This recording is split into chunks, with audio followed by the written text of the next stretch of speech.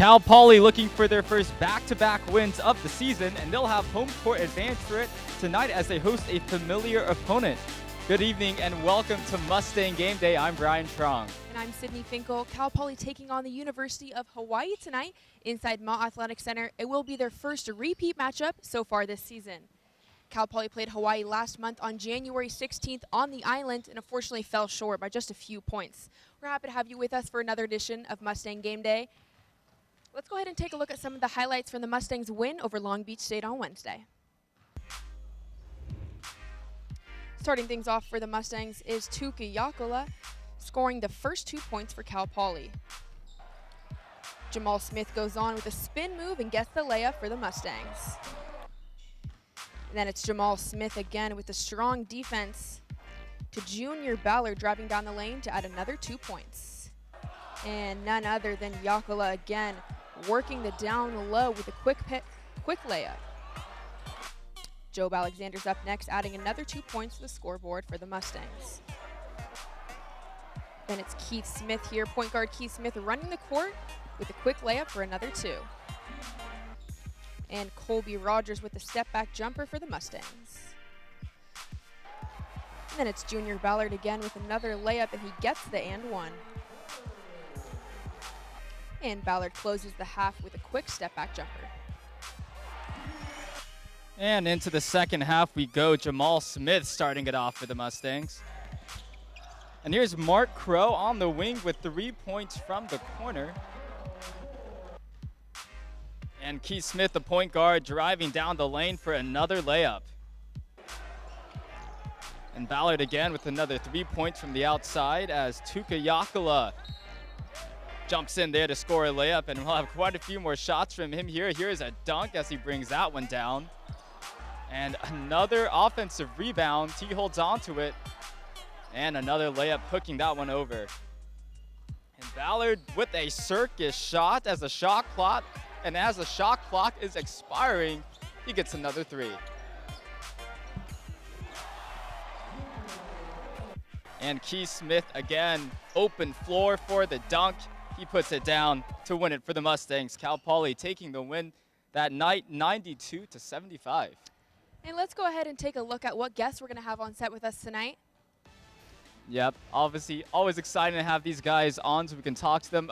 Obviously first head coach John Smith just after the first break. Then assistant coach Justin Downer will be joining us for the first time. And then welcoming back a Mustang we've seen quite a lot of over the last 3 years. It's former point guard Donovan Fields. Right, and the Mustangs kind of having a rough start this season, not only in their record, but also in their injuries. You know, Hank Hollingsworth going out with a torn ACL before the season even began. And recently they've had Nolan Taylor and Malik Harwell being out as well. Yeah, we'll take a look at some of those guys right here. Malik Harwell, he sustained a wrist fracture January 25th at UC Irvine. And Nolan Taylor's injury, unfortunately, dates back to the preseason. It's an ankle fracture that he's currently playing on. He's going to be having surgery for it after the season. But for now, those two players both pushing through those injuries because it is kind of, a deep team for Cal Poly, but, they need kind of all the bodies that they can get right now on the court. All right, well, don't go anywhere. We're going to have our first guest after the break. Stay tuned, Mustang Game Day after the break. Cal Poly branch of the California Cybersecurity Institute, or the CCI, just hosted their first annual Human Trafficking Summit. The summit featured a keynote address from a human trafficking victim who shared her story, followed by an interactive discussion with a panel of experts from the community. He just grabbed my arm very tightly and walked me toward the car. The other man got in the back seat. Mike pushed me in there, and that was the first night that I was forced into human trafficking. The summit also featured a resource fair with organizations like RISE and Cal Poly Safer, a student project showcase, and a screening for a documentary about the subject. Students in attendance were there to get educated on the topic and its local impact.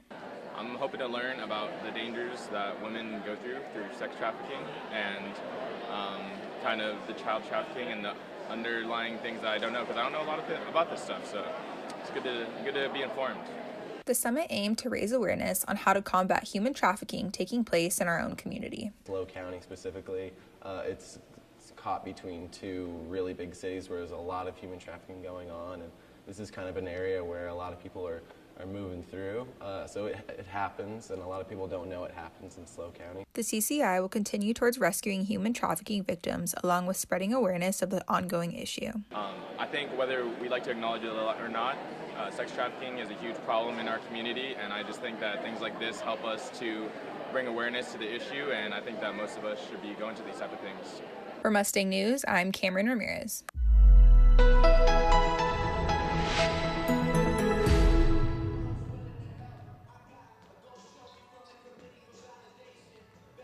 Hello and welcome back to Mustang Game Day. In more general news here, on Thursday, Cal Poly's appeal of the NCAA sanctions were denied. From 2012 to 2015, Cal Poly Athletics self-reported a violation where they violated the NCAA's textbook scholarship policy. We talked to Athletics Director Don Oberhelman to get his reaction on the NCAA's Thursday morning decision. And in our case, there was not a bad actor. Nobody came and said, I'm going to try to devise a way for us to win more games, because this did not help us win more games. We gave 30 student athletes $175 too much in textbooks. God forbid we give our students textbooks, right? But it was still a mistake on our part. I think the disappointing thing is after we owned it, admitted it, and was honest about it, we were treated just like we would have not cooperated or lied. And I think that's a sad day for the NCAA right now. Yeah, we do not yet, so we still haven't made those arguments yet. So the NCAA and Cal Poly still needs to negotiate on exactly what that means, because we do disagree still with the NCAA on the number of student athletes that are involved and the sports that are involved. So we'll be sorting that out over the next 30 to 60 days. I would like to be a voice for reform with the NCAA, because this should never happen. This should never happen to a student. The very reason the NCAA exists is to help protect the rights of student athletes. And not only did they fail, they took those rights. They punished unfairly the innocent. How is that a system of justice? And I would argue that there's been many systems of justice that do that around the world, and they don't make it very long. So if this is the new day for the NCAA, they're going to have that national office staff is going to have a heavy hand in their own demise, because I don't think the membership's going to put up with this kind of stuff for very long. And the reason that Athletics Director Don Oberhelman is so fired up about this, Sydney, is because it's what they sum up to be an accounting error on the part of administration at Cal Poly Athletics will be affecting the athletes, because athletes that will have received those ineligible scholarships, those textbook scholarships, will have been considered ineligible by NCAA standards, which means they were playing while ineligible, which means they'll have their records vacated. Their wins, losses, their personal records and stats will be vacated because of that. Right. So we'll see how that ends up. But last week, Cal Poly actually took down Cal State Fullerton, which was a crazy game. Head coach John Smith, a former coach at Fullerton, as well as Jamal Smith, his son, also coming from Cal State Fullerton. So a very emotional game. Took them down in overtime, winning 101-100. Redshirt junior point guard Keith Smith and freshman guard Colby Rogers kind of made a connection the last play with 4 seconds left to make that winning shot. A little bit of redemption from miscues they had last season. Kind of just threw it up just off like instincts or whatever, and that's just for the win. No good. It just happened to not go in.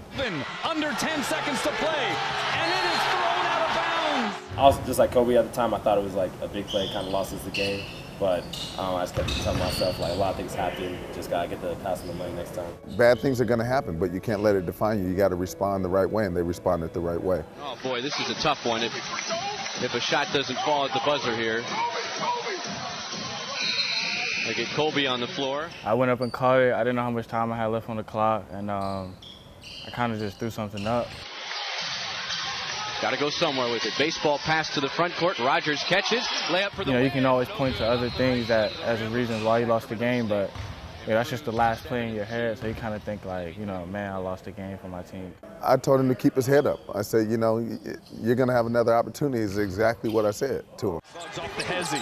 Step back jumper. I got the ball on fast break transition. They weren't able to get back, and I saw Mark run to the corner. He was wide open. I mean, wide open. Under 10 seconds to play, and it is thrown out of bounds. As a point guard, I like to put the stuff on myself so like everyone else on the team doesn't have to worry about those type of problems. So I put on myself there and tried to just continue the end of the game, see if something would happen. But, it's the way it ended, It definitely can be tough, if you allow it to, mess with your head, mess with your confidence, that type of thing. But when you got good teammates, good coaches around you, you kind of just have to, just take it with a grain of salt and just move on to the next game. We'll have another opportunity. Sure enough, Keith, made a hell of a pass against Fullerton to win it. Pass back to Awishika, maneuvering down the left baseline. Right-hand floater for the lead, got it. 4 6/10 of a second left. Inbound to Keith Smith. I know Coach always just like, take it out, next play. At the start, 4 seconds left, I was like, man, let me see how fast I can get down the court. Let me see what's available. I didn't think he saw him, to be honest with you. I thought Keith was going to pull up and try and, take the shot. At first, in my mind, I was like, oh, man, I'm about to throw up some. I don't know what I'm about to throw. It's going to be some crazy shot. And I see my man turns his head, so I'm thinking I should run to the corner.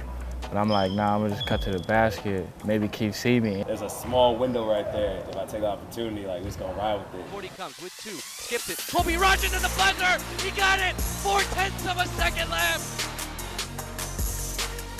And the freshman puts Cal Poly up 101-100. He bet the horns no good, and it's over in San Luis Obispo. Chop up those highlights, AB. The Mustangs hang on in overtime. 101-100 over Cal State Fullerton. Everything just aligned perfectly.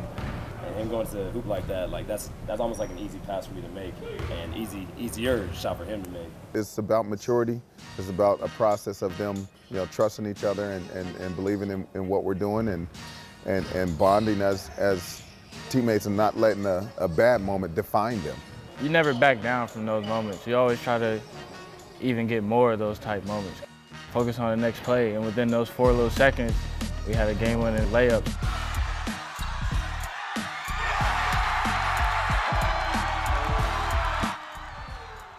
So a crazy dramatic win, an emotional win as well, especially for our first guest of the show, head coach of the Cal Poly Mustangs, John Smith. Thanks for coming on and welcome. Thanks for having me. Thanks for having me, you guys. Yeah, so just to start things off, we just saw Colby and Keith combining for that game winner. What was it like for you to see them, 2 players that have had, opportunities for game winners earlier in the season to combine for it against Cal State Fullerton? Yeah, it was a surreal feeling. It was great to see them, grow throughout the process, and that's what this is about, a growth situation for them.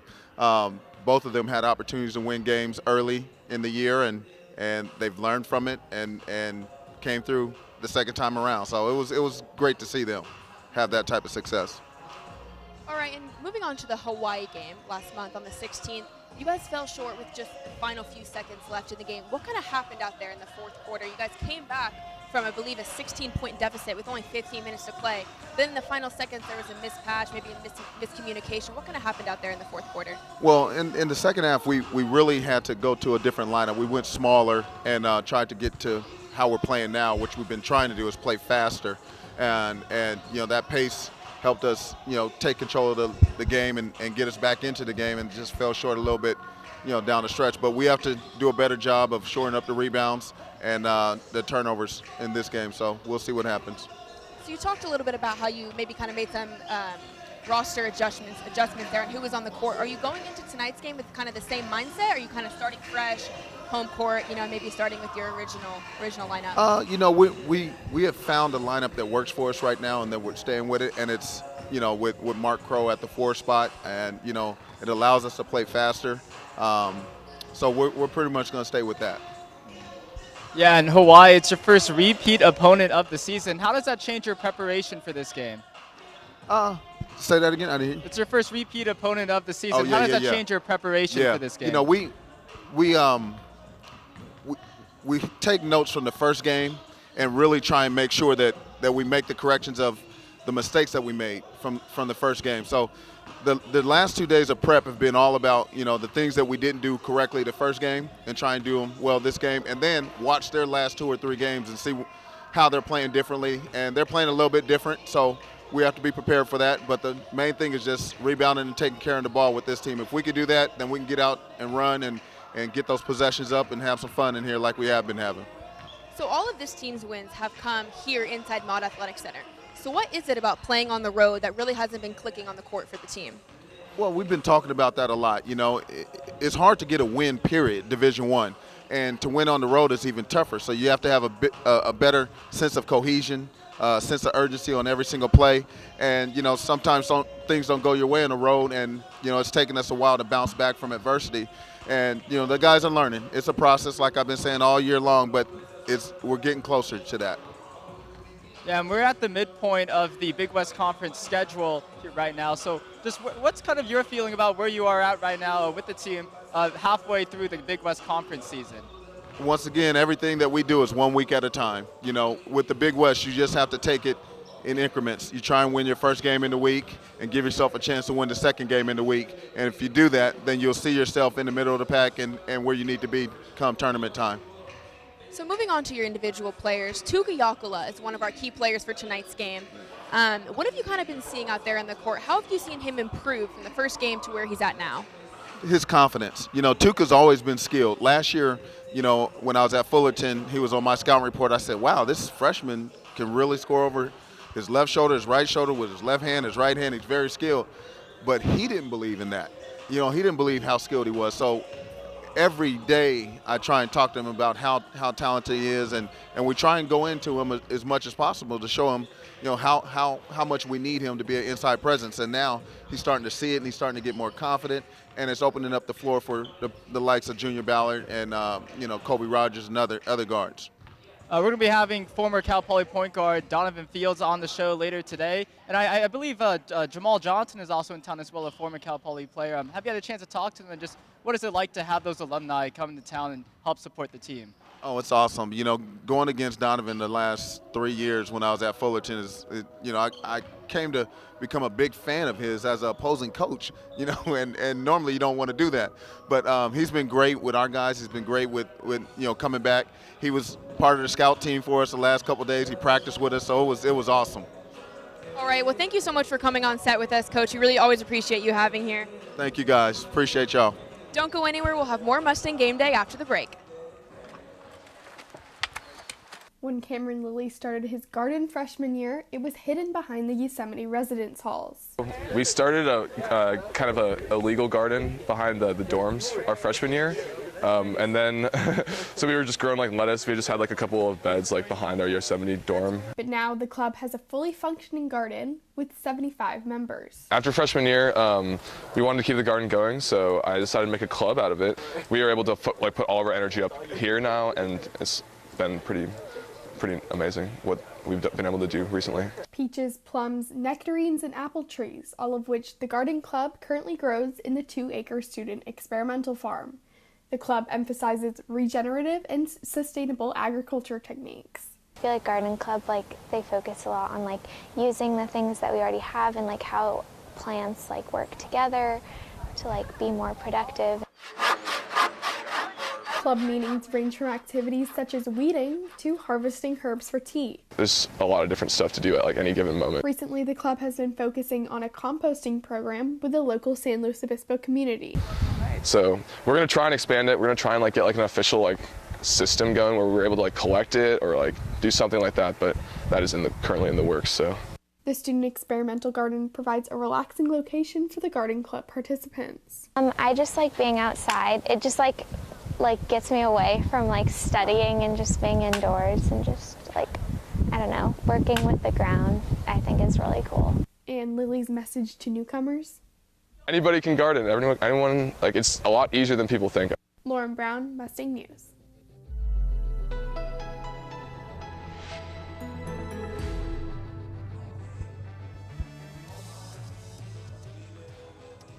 Welcome back to Mustang Game Day, and now our next guest joining us on the set is assistant coach Justin Downer. Thank you so much for joining us for the first time here. Absolutely, thanks for having me, guys. Yeah, but now we know it's your first stint coaching at the Division I level. Sure. Just tell us, what has that experience been like for you so far? It's been awesome. Coach Smith has been unbelievable to work for. But just getting to work with those guys every day and our staff has been nothing but a good time and a lot of hard work, and we're excited about what we're building.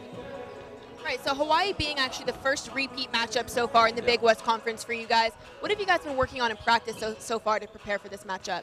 Yeah, I thought we played a really bad 10 first minutes at Hawaii up there, and so what really worked for us and got us back in the game was our pace. And I think as the second half comes around, I think we're beginning to find our identity, and that's pushing the ball up the floor, playing fast, and we're really focused on getting that ball out and running tonight, especially on their second half of their road trip, coming off their Santa Barbara game on Thursday. Yeah, I just want to know, we're at the midpoint of the Big West Conference schedule right now. Who have you been working with specifically so far in terms of like one-on-one with players? Yeah, so the way we break our players up with our staff, I spend a lot of time with the guards and the wings. So Colby Rogers, Junior Ballard, Malik Harwell, in particular, some work with Keith Smith, but mainly those guys. And they're improving a lot. Junior Ballard, Colby Rogers, Keith Smith, those three guys especially have played really well over the last few games and gave us some consistency in Big West play. Yeah, I mean, to talk about those players specifically too, Junior Ballard and Colby Rogers are both our key players, two of our key players for tonight's game. I want to talk about Junior Ballard. He kind of had a slow start scoring to start the season, but he's really heated up. So what's been different for him in these past few games? Well, you guys, we got to remember that the guy missed most his freshman year. He only played 10 games, so a lot of that experience, he hasn't played in the Big West before. So, and then coming into his sophomore year, he's got such a big role for us. He doesn't have those live game reps early. We're 20 games in now. I think we're 22 now, right? Now he's got all those reps that he didn't have that you would think he had as a freshman, and he's coming to work. You guys see him. He's back there behind us right now, and he goes as hard as anybody. Shows up every day with a great attitude, ready to work. So can't say enough about the work he's put in this season. So on top of Colby and Junior, our third key player is actually Tuka Yakula, a guy who has the only player on the Mustangs who has started all 22 games. Yeah. So we just asked Coach Smith what he's been seeing, but how have you kind of seen Tuka improve as the season has gone on? Tuka's such a smart player.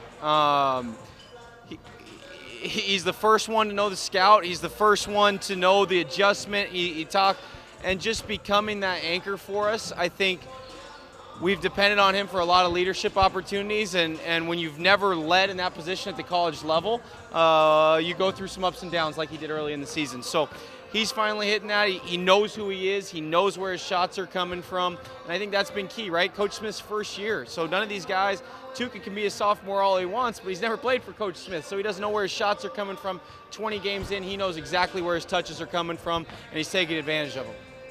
So let's talk a little bit about the family story on the team this year. What have you seen as the relationship is like between Coach, Keith, and Jamal all kind of playing together, and how do they work together as a family?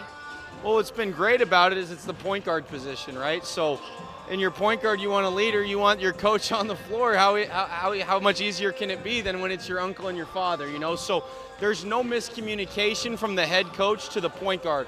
And it's just like no different than if your son was the quarterback, right? Hey, the play calls are going to be, you guys are going to be on the same page, and just having that position on the same page with our coach and the way they approach it, it's been a blessing for our program.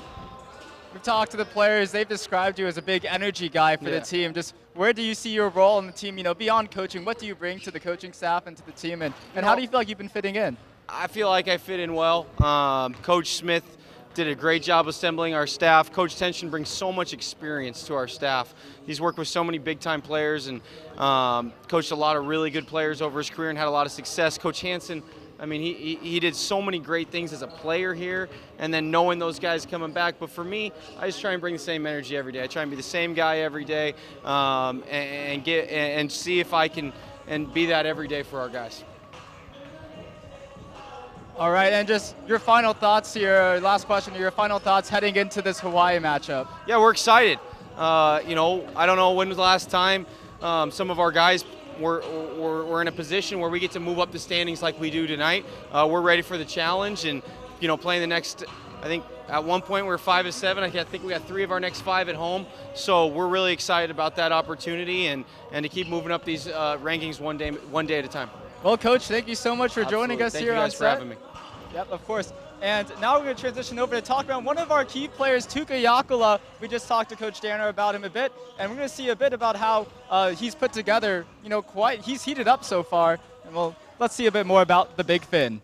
I always felt that Tuka was one of the most skilled bigs in the conference. You know, he can score off both shoulders. He has great touch, great length. He just needs to get stronger and more confident, and he's doing that, you know, game by game.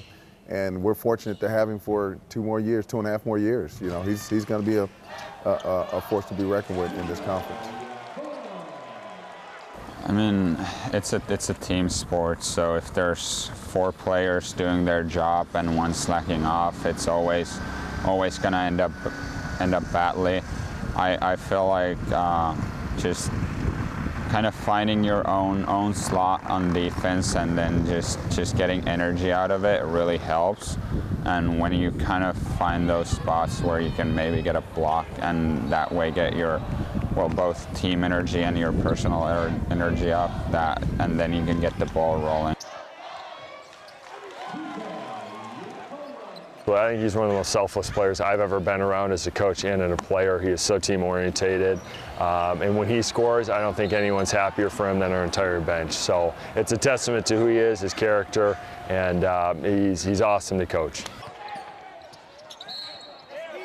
I feel like one of the biggest things have been just taking care of the ball and then rebounding. They kind of come in hand. First you got to rebound, and then when I've noticed we play better the faster we play. I feel like I'm a very smart player, kind of keeping it together a little bit. There are players who are really great scorers and just push the ball really well, but sometimes they can get kind of out of hand, going a bit too fast. So I feel like my strength is to bring it all down a little bit and just keep it together. I think he's a very cerebral player. He's really smart. He understands the game really well, so he knows his spot. So I think his ability to score with his back to the basket, he's a good screen and roller, and he's a good defender as well. So he's a complete package, and I think what we're seeing now, he's been able to kind of throw him in the fire a little bit, so he's had to grow up pretty quick. And so, you know, I guess to highlight his strengths, he doesn't have any major weaknesses right now. I just think he's really balanced. I mean, it's basketball. You never know what's gonna happen. You just gotta be ready for whatever and just enjoy the opportunity to play more, and then of course hope everyone gets in shape, but then again just take everything out of it while you can. Well, now that you've seen a bit about what Tuka has to say about his play, we're going to have a little bit more on him and our other two key players right after the break. The office has opened in San Luis Obispo and is now offering Parkinson's Wellness Recovery classes, also known as Power Moves. While the Parkinson's community in San Luis Obispo is prevalent, Parkinson's-related exercise classes are not.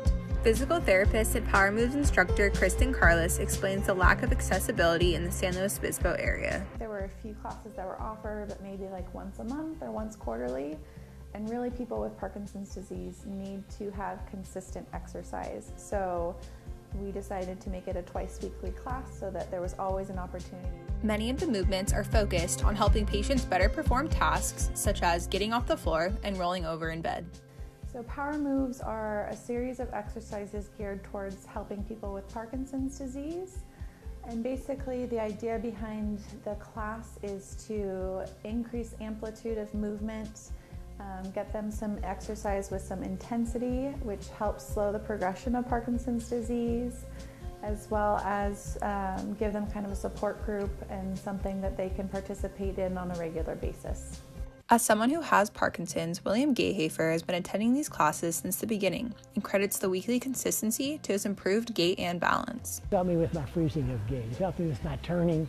I've had problems turning around and moving my feet periodically, so it helps with that a lot. Power Moves attendees range from all ages and abilities and are offered every Tuesday and Thursday from 12 to 1 p.m. Beginning next month, Power Moves classes will be free on Tuesdays for anyone looking to try it out. For Mustang News, I'm Cameron Ramirez.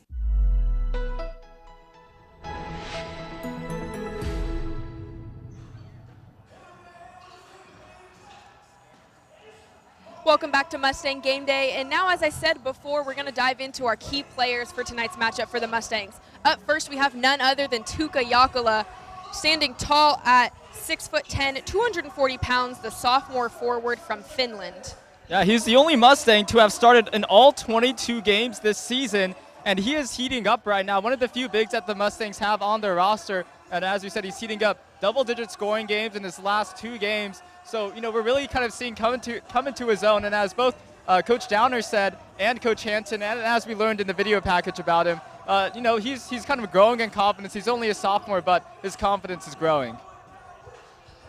And up next, we have Junior Ballard. That's right, Junior Ballard, the sophomore guard for Cal Poly, 6'3" from Stockton. He's currently leading the team in points per game. Right. Junior Ballard had 22 points this past Wednesday against Long Beach State, had a career-high 32 points against Fullerton, averaging 12.9 points per game, 40 field goal percentage. He's also leading the team in scoring by almost 100 points, and he has played in all 22 games this season. Yeah, and in the last 5 games has been a huge stretch for him, 19.4 points in his last 5 games for Cal Poly. And there's a lot of reasons why. He's finding the right shots, he's getting some great passes, but he's just making huge plays from the floor. And yeah, he's been really fun to watch in this past stretch of games. And as Coach Downer said, he missed almost all of his freshman season. So as a sophomore, becoming this kind of leader on and off the court is a great sight to see. And our third and final key player of tonight's game is none other than freshman Colby Rogers. Colby, 6'5", 190 pounds from Covington, Georgia. Yep, the true freshman, the young gun for the Mustangs, 8.5 points per game, and he's their best shooter from the floor right now, 43 field goal percentage, a 37 3-point percentage. And the real key here is the last game meeting of Cal Poly and Hawaii, he had 18 points, his best performance of the season. And, he's hot. And when he's hot, he is hot. And you can see his shot. We're going to be talking to Donovan Fields about him because Donovan Fields, I think, has some fun things to say about the true freshman. Who doesn't have fun things to say about that true freshman? Well, after the break, don't go anywhere. We are going to have former Cal Poly point guard Donovan Fields on set with us. We'll have more Mustang Game Day after the break.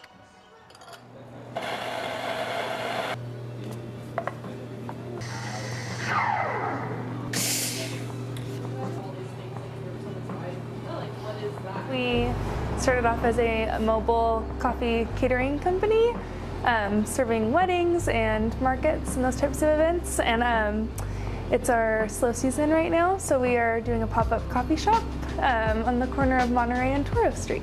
So we wanted to create a space, and we're so excited to have the opportunity to create a space for people to just feel welcome to study and hang out, catch up with friends. Callie and Randy are really kind. So anytime I see them, I know that I can talk to them about my day, ask them how their day's going, and they're gonna ask me how mine's going. The coffee is inexpensive, so even if you don't have a ton of money to spend on coffee or anything like that, don't have to worry about that.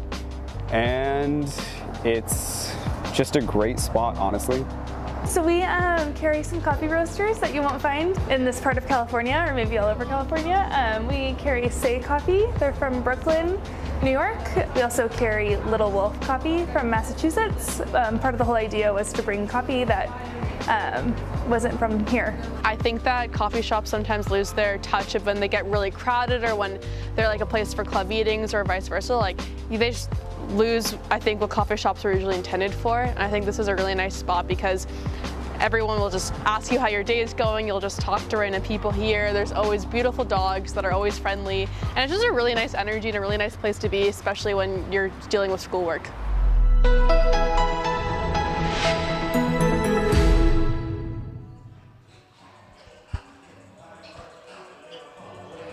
Welcome back to Mustang Game Day, and now we have none other than former Cal Poly point guard Donovan Fields on set with us. Don, thanks so much for joining us. Yeah, thanks for having me.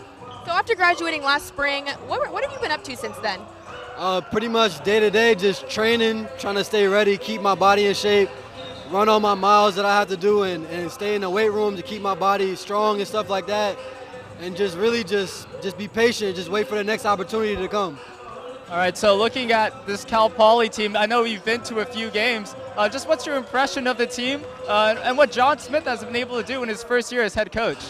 I definitely like their defense, like their ball pressure, and like they really look forward to stopping the other team from scoring. And that part I like the most about the team because it's like all the time it's like defense wins championships, but like I see their offense catching up to their defense. So when you pair both those two things together, I see big things coming. We're actually looking at a bit of your highlights here.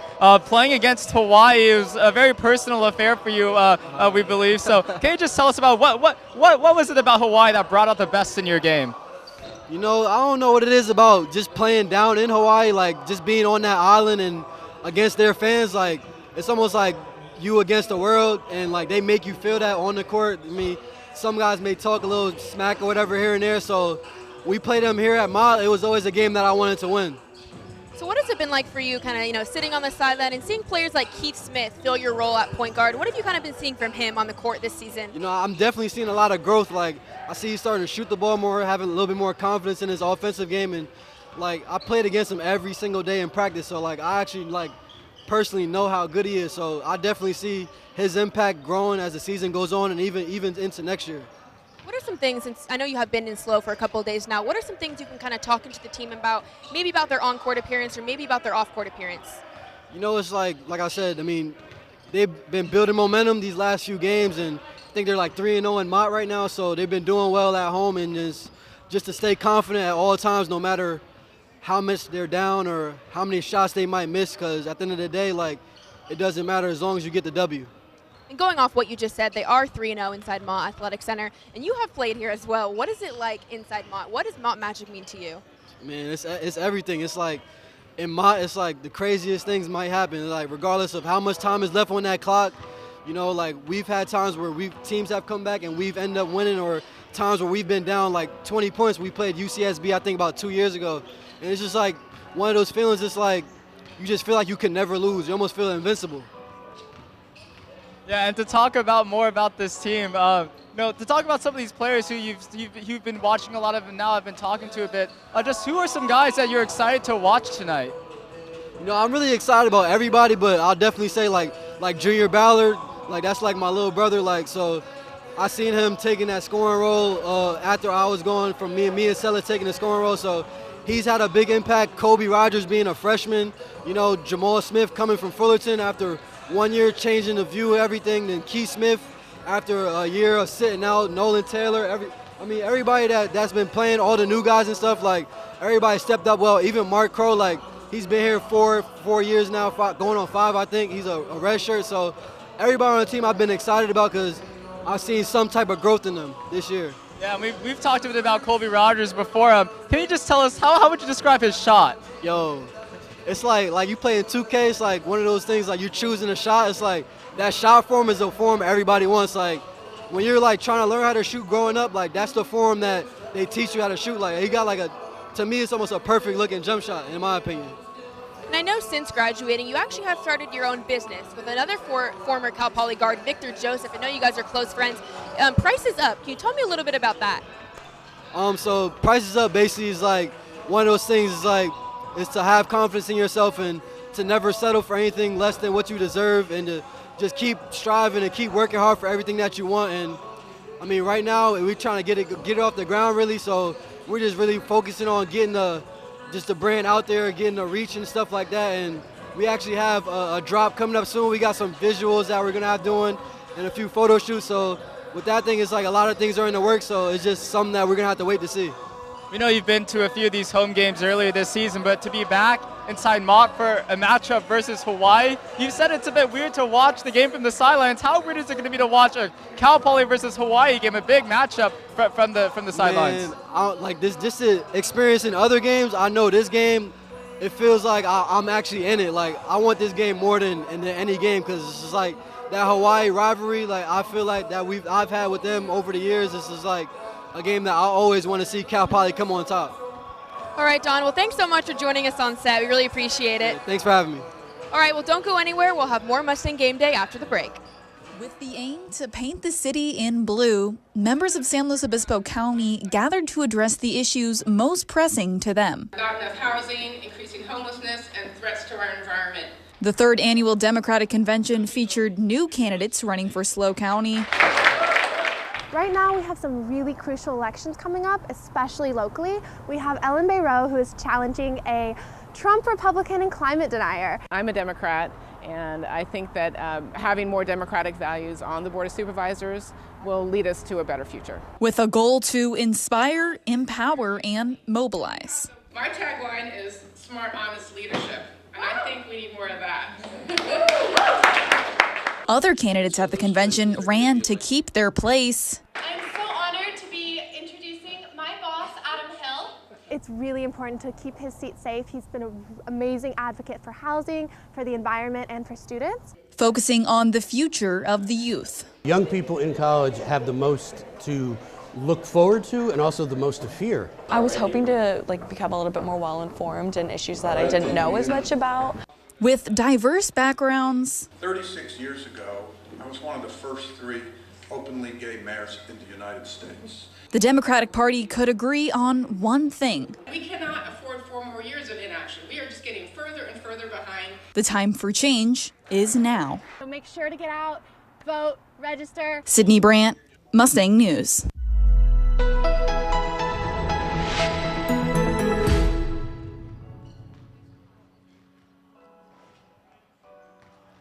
Welcome back to Mustang Game Day as we're about 20 minutes out from tip-off between Cal Poly versus Hawaii. Big West Conference matchup between these two teams. Let's take a look at our 3 keys for the Mustangs taking on the Rainbow Warriors.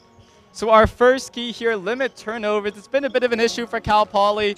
Recently, I think their last game, though, against Long Beach State was actually the least turnovers that they've had so far. So it's something we can obviously tell they've been working on. But it's just one of those things where, the turnovers just really affects the rhythm of play that goes on for a team. Right, and our second key for tonight is going to be drive the paint. We've kind of been talking about rebounding both offensively and defensively, but with offensive rebounds, having bigs like Tuka starting to, gain his confidence as everyone's been talking about and grab some of those offensive rebounds and getting those second chances is going to be key for the Mustangs tonight. Yeah, and Hawaii's shooting defense isn't too strong, so Cal Poly, they have to take advantage of that. And that's definitely something they've taken advantage of before, because in that last game of Cal Poly versus Hawaii in Honolulu, it was Colby Rogers and the other freshman, Kyle Colvin, actually, that were lighting up the scoreboard, both of them. And as well, Tuka Yakla was contributing in the late minutes. So, those are the kind of the players we're going to be watching out for.